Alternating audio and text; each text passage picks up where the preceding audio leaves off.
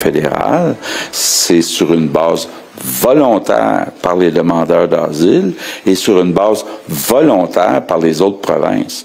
Nous, ce qu'on veut, là, c'est qu'il y ait la moitié des demandeurs d'asile qui sont actuellement au Québec qui soient transférés dans d'autres provinces. Puis c'est la responsabilité du fédéral, donc ils peuvent s'inspirer de la France. François Legault continue de durcir son discours sur l'immigration. Il a laissé entendre que la moitié des 160 000 demandeurs d'asile pourraient être forcés de déménager ailleurs au pays pour mieux répartir les demandeurs d'asile au Canada. Et hier, il disait aussi être inspiré par la France, où il se trouve en ce moment. Et ces zones d'attente, ce sont des espaces qui servent à détenir en quelque sorte les demandeurs d'asile le temps que l'État étudie leur dossier. Le Québec accueille pas moins de 40 % des demandeurs d'asile au pays. Il y en a 400 000 au Canada. Alors, Karima, François Legault qui veut que la moitié des demandeurs d'asile soient transférés obligatoirement. Et je dis le mot, je le souligne parce que c'est ça l'intention aujourd'hui du premier ministre Legault, c'est vraiment d'appuyer là-dessus. Transfert obligatoire de la moitié des demandeurs d'asile qui arrivent au Québec dans les autres provinces. Votre réaction, Karima, d'abord.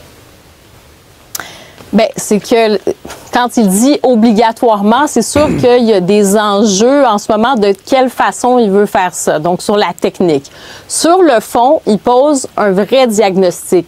Écoutez, à titre de comparaison, je regardais les chiffres juste pour la France, parce qu'il s'inspire de la France, juste pour vous dire à quel point les chiffres sont vertigineux quand même au Québec par rapport à la France. Population de la France, 68 millions à peu près d'habitants. Je regardais les chiffres pour les demandeurs d'asile pour 2023.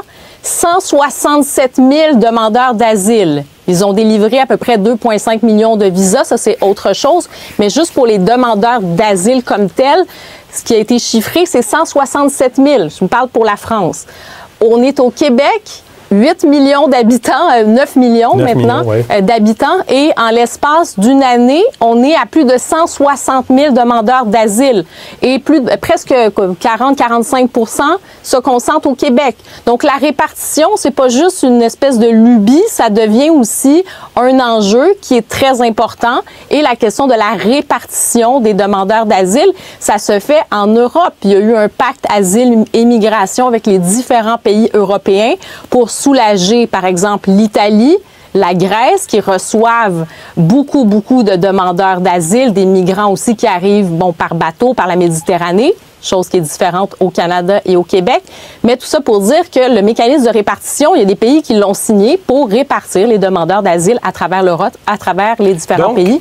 Donc oui, ça se pose au Canada et ça se pose aussi au Québec. L'enjeu se pose. La solution de M. Legault, Maïka, obligatoirement transférer la moitié obligatoirement, c'est ce qu'il demande au gouvernement fédéral. Qu'est-ce que vous en pensez?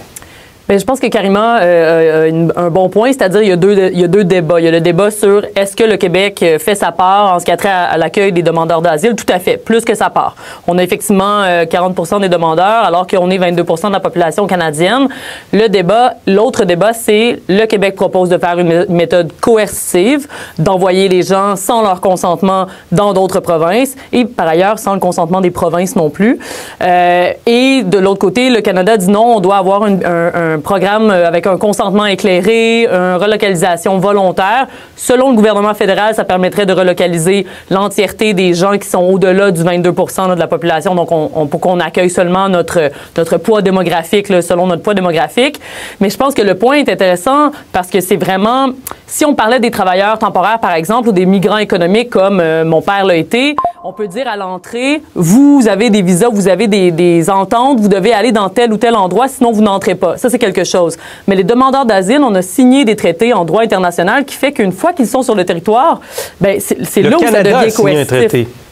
Oui, mais le Québec fait partie du Canada, donc si vous me dites que le Québec refuserait de signer les ententes en termes de droit international sur l'asile, c'est pas ça que je dis, mais je fais juste poser la question, Maïka. À partir du moment où c'est le Canada, donc un demandeur d'asile qui met le pied dans n'importe quelle province, il met le pied au Canada. Donc, est-ce qu'il y aurait une prise là-dessus pour dire, il met le pied au Canada, on va lui demander de rester au Canada, d'aller vivre au Canada le temps nécessaire comme demandeur d'asile, que son dossier soit traité, mais que ça se passe là où on est capable d'accueillir la personne? Mais le problème, c'est que c'est même pas faisable en ce moment. Là, les experts en droit international disent que ce n'est pas faisable en ce moment. Là, on n'a pas de traité comme celui dont Karima parlait en France, en Europe. On ne peut pas physiquement forcer les gens s'ils disent non. Ce serait vraiment... Ces gens-là n'ont pas commis de crime. Là. On n'a pas de législation qui permet de déplacer physiquement des gens.